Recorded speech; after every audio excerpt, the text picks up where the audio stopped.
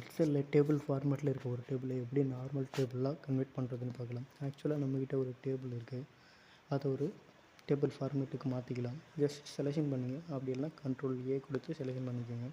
இப்போ Ctrl+T கொடுத்து okay கொடுத்துருங்க. இப்போ பார்த்தீங்கன்னா டேபிள் வந்து ஃபார்மேட்டுக்கு மாறி இருக்கும். ஜஸ்ட் ஒரு 2 பேர் டீட்டெயில் தான் எனக்கு தேவை. இப்போ ஓகே கொடுத்து ஓகே எடுத்துக்கிறேன். இப்போ பார்த்தீங்கன்னா இந்த டேபிள் எனக்கு வேணாம், டேபிள் ஃபார்மேட்லேருந்து ரிமூவ் பண்ணிக்கலாம். ஜஸ்ட் அதில் வச்சு ரைட் கிளிக் பண்ணுங்கள்.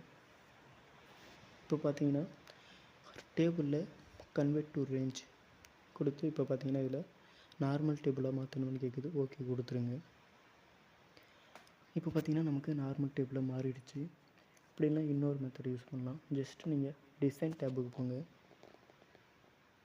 இதில் கன்வெர்ட் டு ரேஞ்ச் ஓகே கொடுத்துருங்க.